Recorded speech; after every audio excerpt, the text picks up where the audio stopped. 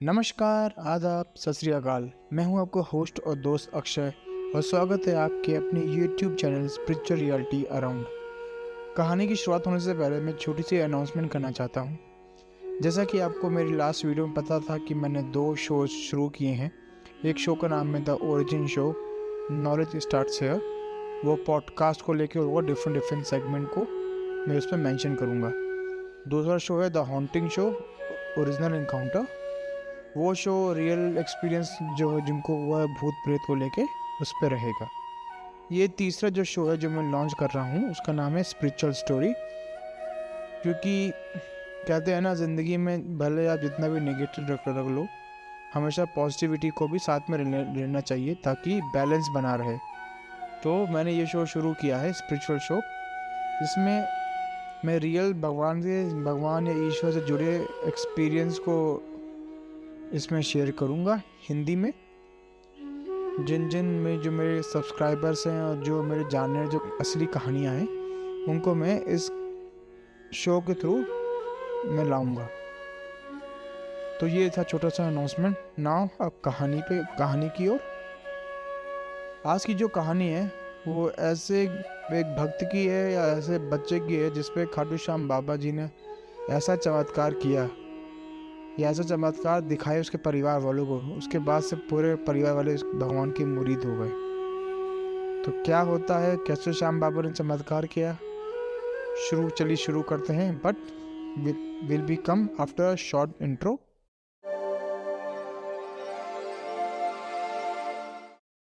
कहानी शुरू होने से पहले जय श्री श्याम। इस कहानी में 4 किरदार हैं। ये कहानी दिल्ली के ईस्ट एरिया में घटित हुई है। ये कहानी 20 साल पुरानी है। इस कहानी कैरेक्टर्स को मैंने 2 नाम असली रखे हैं, बाकी 2 नाम मैंने मेंशन नहीं किए हैं क्योंकि मेरे सब्सक्राइबर ने मुझे बताने से मना किया है।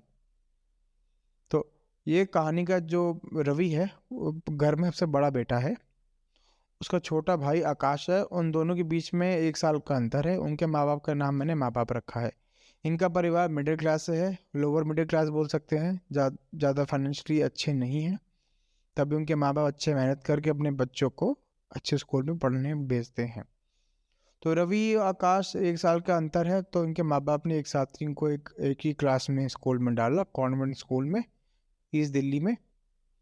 आकाश जो था पढ़ने में तेज था, दिमागी लगाता था, और जो उसका बड़ा भाई था वो बिल्कुल अपोजिट था।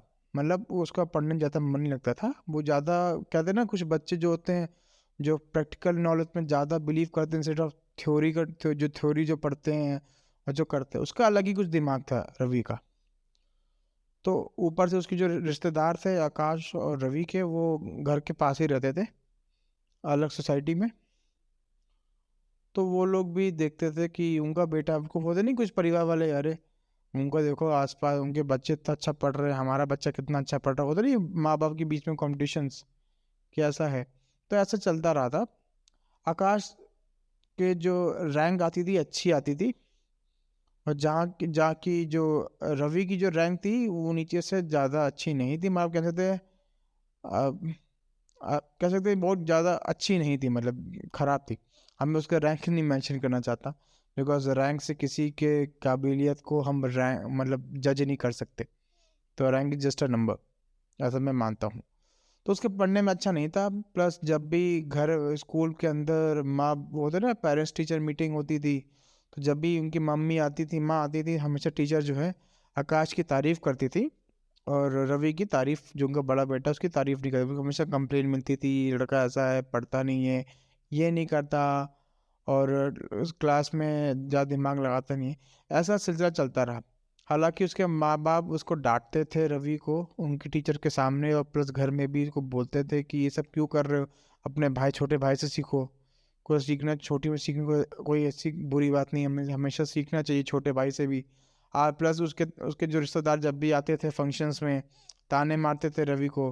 तो ऐसे चलता रहा, और ऐसे चलते चलते वो दोनों बड़े होने लगे। और हालांकि उनके माँ बाप की थोड़े फाइनेंशियल कंडीशन थोड़ी अच्छी नहीं हुई, वो उतनी रही। और पता ही है, महंगाई हर साल बढ़ती रहती है। स्कूल्स के फीस भी इतनी महंगी होती है, लाख लाख रुपए आजकल तो स्कूल की फ़ीस हो गई है बड़े बड़े शहरों में। तो ऐसे सब चलता रहा।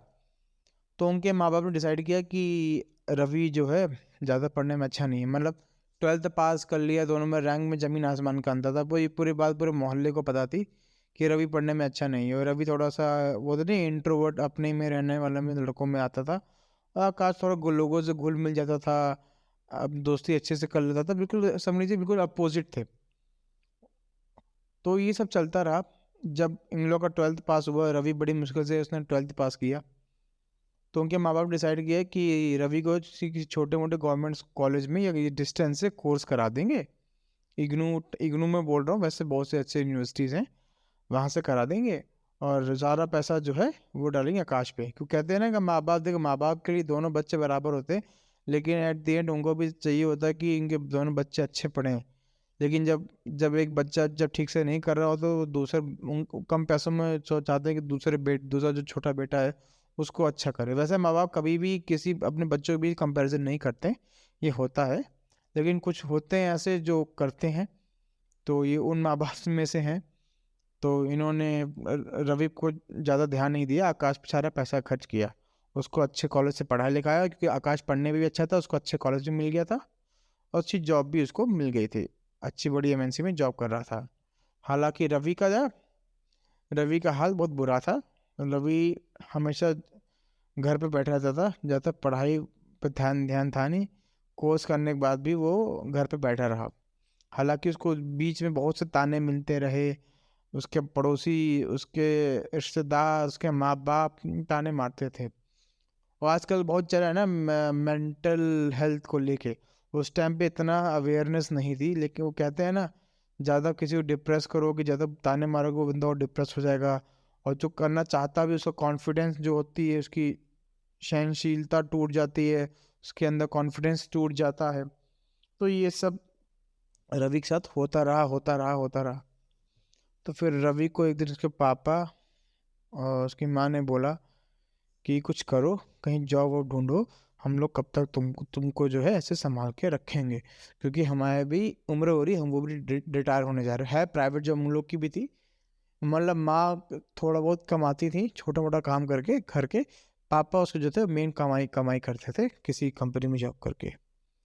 भले उनके पापा बोले कि रवि से कि कुछ करो, कहीं जॉब ढूंढो, मैं भी रिटायर होने वाला हूँ, कल को तुम्हें कैसे होगा। हालांकि उसी के बीच आकाश जो है अच्छी कम कॉलेज में पढ़ के अच्छी कंपनी जॉब लग गया। कभी कभार आकाश भी अपने बड़े भाई को ताने मार देता था कि मैं इतना करो, तुम क्या करो घर के लिए, ये वो। तो ऐसा होता है, जब किसी के पास जॉब वॉब नहीं होती है, टूट जाता बंदा, क्योंकि जब कोई ताना मारता है आज के ज़माने में, कैसा लगता है बहुत लोग को पता होगा, ऐसा होता है। तो फिर रवि जो था, रवि का खाली एक दोस्त था जिससे वो सारी बातें करता था।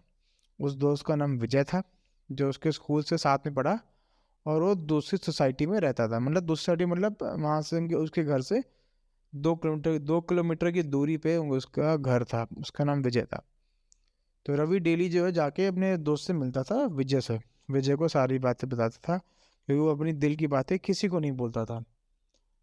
हालांकि विजय के घर वाले जी जो हैं वो खाटू श्याम जी को बहुत मानते थे। तो ये चलता रहा, लेकिन विजय ने कभी रवि को नहीं बताया कि खाटू श्याम जी के बारे में क्या क्या क्या होता है। और रवि इतना भगवान पे ज़्यादा बिलीव नहीं करता था। हालांकि रवि के माँ बाप जो है भगवान को पूजा करते थे, वो उसने कभी भी, रवि ने खाटू श्याम जी के बारे में सुना भी नहीं था। वो ज़्यादा कभी ध्यान भी नहीं दिया, कि बच्चे जब बड़े होते हैं अपने काम में लगे रहते हैं, भगवान को कौन ध्यान देता है।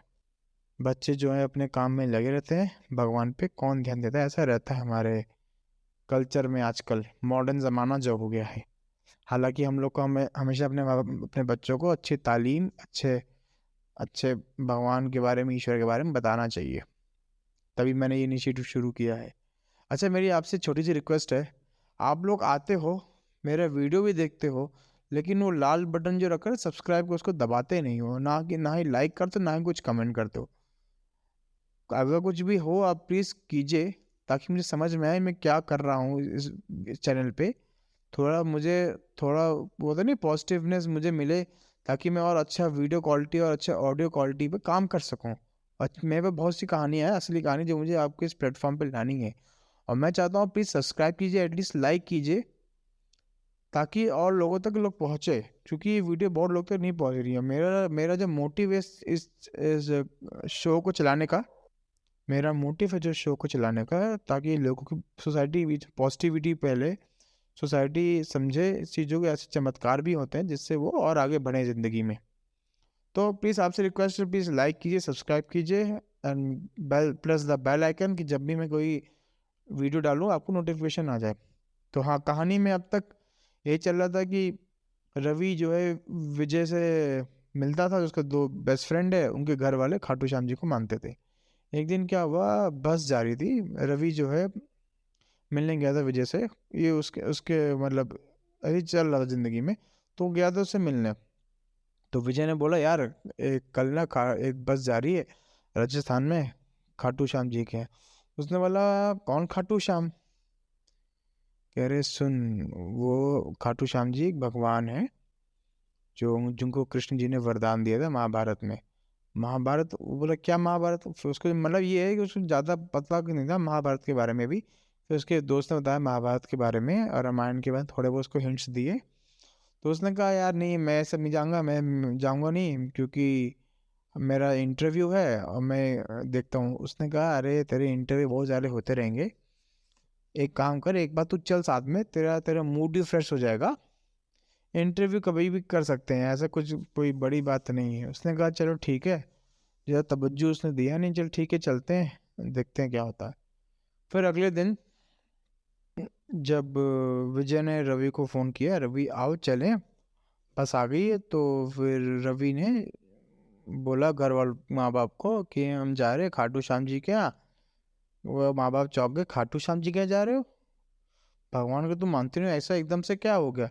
अरे नहीं, वहाँ पे दोस्त विजय था, मैं फिर घर वालों ने बोला कि अरे यार फिर जा रहा टाइम वेस्ट करने, क्योंकि घर वाले भी खाटू श्याम जी को ज़्यादा मानते नहीं थे, उनको उनके बाद ज़्यादा सुना था, मतलब ज़्यादा ज़्यादा मानते नहीं थे उन बातों को लेके। तो फिर रवि को ताना मारा कि कुछ तुम करते वर्ते हो नहीं, टाइम वेस्ट करो, ऊपर से वहाँ जा रहे हो, कहाँ जा क्या करोगे? जाके कहीं इंटरव्यू तो, काम वाम करो, एक दिन में वेस्ट कर रहे हो। मतलब बहुत बुरा हाल चल रहा था रवि का। फिर रवि ने सुन के चुपचाप निकल गया, विजय के पास चला गया। विजय ने बिठाला गाड़ी में, मतलब बस जा रही थी तो उसमें बिठाला। जब बस में बैठा तो फिर सबने बोला जय श्री श्याम, जय श्री श्याम। तो रवि ने बोला ये क्या है, सब जय श्री श्याम क्यों बोल रहे हैं? फिर विजय ने बोला तुम जय श्री श्याम बोलो और मन में जो तुम्हारी मन्नत है वो मांग के चलो, यहाँ से जब बस चलेगी मान लेना, और फिर वहीं जाके जय श्याम बाबा को फिर से प्रणाम करना। देखना तो घर जाने से पहले या तुम घर पहुंचने के बाद तुम्हारी मन्नत पूरी हो जाएगी। रवि ने कहा क्या मजाक कर रहा है, ये कोई वो है क्या, कोई जादू तो चल रहा है क्या? कोई जादू किया, मैंने मांगा भगवान दे दे, भगवान दे देगा? विजय ने कहा तू एक बार करके देख, तुम्हें सब पता चल जाएगा। तो फिर रवि ने, उसने बात माना नहीं। जब बस चल पड़ी, आधे रास्ते रास्ते तक का उसने कहा सब बकवास है, सब रास्ते में भजन गाते हुए बस में जा रहे थे। तो रवि ने एक बार देखा सब न कर रहे हैं, वो तो नहीं, जो आसपास के लोग थोड़ा पॉजिटिविटी फैला रहे हैं, मतलब मंत्र वंत्र पढ़ रहे हैं या जाप कर रहे हैं, तो अपने आप भी अंदर की जो पॉजिटिव एनर्जी होती है वो एक्टिवेट हो जाती है, चक्र एक्टिवेट हो जाता है इंसान के अंदर का। तो वो सोचते हुए उसने, रवि ने मनी मानो, चल ठीक है मैं भी मांग के देखता हूँ। फिर उसने आंखें बंद की, जय श्री श्याम बोला मन में, और बोला कि बाबा मेरे साथ ऐसा ऐसा हो रहा है, ना मेरी जॉब लग रही है, ना मेरी कोई मेरी इज्जत करता है पूरे मोहल्ले में, ना मेरे माँ बाप मेरे सपोर्ट कर रहे हैं, मुझे पता नहीं मैं क्या होगा, मैं हार चुका हूँ, प्लीज़ मेरी आप मदद करो। जब भी पता नहीं आप कैसे करेंगे, बस आप कर लीजिए, मेरी मन्नत पूरी कर दीजिए, मेरी कोई अच्छी कंपनी जॉब लगवा दीजिए और मैं आगे बढ़ सकूं। तो ये बोल के वो मन में चलता रहा और मन में जय श्री श्याम बोलता रहा, कभी बीच बीच में विजय से भी बात करता रहा। जब विजय से बात जो कर रहा था, विजय ने बोला मन्नत मांगी, फिर रवि ने तभी झूठ बोला कि मैंने कुछ नहीं मन्नत मांगी है। उसने कहा ठीक है भाई, ज़्यादा प्रेशराइज तो करेगा नहीं विजय रवि को। जब वहाँ पहुँचा, जैसे ही जैसे ही वो खाटू श्याम जी के दरबार पहुंचा, फिर उसकी आंखों से अपने आप से आंसू आने लग गए। विजय ने देखा, विजय हैरान हो गए, विजय ने कुछ बोला नहीं, चुपचाप रहा। फिर उसकी आंखों से अपने आप से आंसू आने लगे, जैसे ही बाबा श्याम जी के सामने आया, पता नहीं क्यों ये ये बात तो इवन रवि भी अभी भी नहीं एक्सप्लेन कर पाता, एकदम से आंखों से आंसू कैसे आने लगे। तो जब वहाँ पहुंचा, बाबा श्याम जी को प्रणाम किया, जय श्री श्याम बोला, उसे आंसू आने लगे, फिर प्रसाद दे के वो चला गया वापस। जैसे ही घर पहुंचा, उसके घर वाले वही माहौल था, निगेटिविटी घर में, मतलब उसको लेकर के तुम क्या करोगे ज़िंदगी में, ये सब चल रहा था उसकी ज़िंदगी में। उसके 2 दिन बाद उसका एक इंटरव्यू था बड़े अच्छे से एमएनसी कंपनी में एक पोजीशन के लिए। तो फिर जब रवि वहाँ पे गया, वो होते नहीं है, जब कुछ जाते हैं, वो जब तैयारी करा था इंटरव्यू कर देने के लिए, तो सुबह सुबह निकला भाई, माँ बाप ने वही ताने मारे, कुछ करेगा कि नहीं करेगा, ये भी इंटरव्यू दे गया है, कुछ तो इंटरव्यू दे गया है, कोई भी तुम कुछ रिस्पॉन्स नहीं आता। ऊपर से थोड़ा सा आकाश ने भी ताने मारे थे हल्का सा। तो ये जब ताने चलता रहा, चुपचाप वो कुछ नहीं बोला, वो अपने आप अपने इंटरव्यू देने चला गया। लेकिन जैसे उसने कंपनी में, होता नहीं, जैसे उसने कंपनी में कदम रखा, उसने जय श्री श्याम बोल दिया। उसको पता नहीं क्या से मुंह से निकल गया, एकदम से निकल गया, वो अपने एकदम से उसके मुंह से निकला जय श्री श्याम, और चला गया अंदर। जब उसने इंटरव्यू दिया, तो इंटरव्यू देने के बाद वही जो हमेशा हर कंपनी वाले बोलते हैं, एचआर बोलता है ना, will get back to you, हम आपको कॉल करेंगे जैसा रहेगा। वो ये बोल के रवि समझ गया भाई यहाँ भी दाल नहीं गलनी है, कहीं और ढूंढो भैया जॉब वॉब, कहीं और के लिए इंटरव्यू दो। फिर जैसे ही वो पहुंचा घर, फिर वही बोलेंगे कि मम्मी ने, हाँ कि रवि क्या हुआ, कुछ हुआ कि नहीं हुआ, अभी भी निठल्ले होके आ गए। कुछ माँ होती हैं ऐसी जो गुस्से में बोलती, भले उनके दिल में प्यार होता है हमेशा बच्चे के लिए।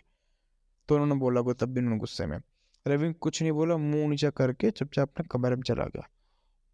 उसके अगले दिन फ़ोन आया रवि को कि हम इस कंपनी से बोल रहे हैं, आप कल हमारे इंटरव्यू देने आए थे। उन्होंने कहा जी, तो आपका शॉर्ट लिस्ट हो गया, मतलब आपको ये जॉब मिल रही है, आपकी इतनी सैलरी होगी, एक्स अमाउंट होगी। अमाउंट अच्छी थी वैसे उस जमाने, उस टाइप, मतलब 10 साल पहले के हिसाब से अमाउंट अच्छी थी। वो हैरान हो गया। उन्होंने कहा हाँ आपकी जॉब लग गई है, आपकी नेक्स्ट डे कल से ज्वाइनिंग है, आप प्लीज़ तो सारे डॉक्यूमेंट्स लेके आ जाइए, ऐसा ऐसा। जैसे ही उसने फ़ोन सुन सुन के खबर, फ़ोन से फ़ोन रखा, तुरंत उसके मुँह से फिर से निकल जय श्री श्याम। उसके बाद से ये खबर उसने माँ बाप को बताई और आकाश को बताई। और फन फैक्ट बताऊँ क्या है, आकाश जिस कंपनी में जॉब करता है, उसकी उससे बड़ी कंपनी में उसकी जॉब लग गई। ये बात जो है पूरे मोहल्ले वालों को नहीं डाइजेस्ट हो रही थी, ना उसके रिश्तेदारों को। ये निठल्ला भैया जो बस पासिंग मार्क्स से लेकर के आया है, पास हुआ है हाई स्कूल में और 12th में, प्लस डिग्री कोर्स में, उसको इतनी बड़ी जॉब लगी, वो इतनी अच्छी सैलरी पे। उसके बाद से उसने जाके सबसे बड़े दोस्त को बोला कि ऐसा ऐसा, कभी दोस्त ने कहा था, बोला छूटते ही, मतलब उसने कहा उसको छूटते ही, कहा था ना मैं तुमको कि श्याम बाबा के पास जाओ सब होगा। उसके बाद से रवि हमेशा जो है हर 11 को या हर 2 महीने बाद जो है खाटू जी के जाता है और श्याम बाबा से मिलता है। एक और बात, 10 साल हो गए इस कहानी को, उसके साथ चमत्कार हुए, आज वो एक अच्छे पोजीशन में है and is heading the India इस डिपार्टमेंट, एक बड़ी सी एमएनसी कंपनी है उसमें अभी भी।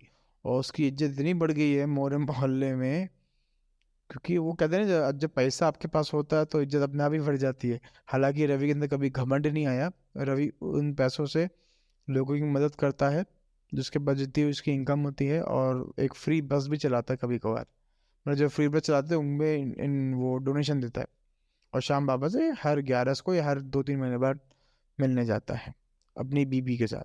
आज वो एक अच्छे पोजीशन में है, और वो उसकी जो वाइफ है, पत्नी जो है, वो श्याम बाबा से मिल जाते हैं, उनके बच्चे भी श्याम भक्त हैं, और सब जिंदगी सही चल रही है। और हमेशा वो सबकी मदद करता है, जो जो उनसे आसपास जो जिसके लोगों को मदद कर सके। तो ये थी कहानी अब तक खाटू श्याम जी की। जय श्री श्याम।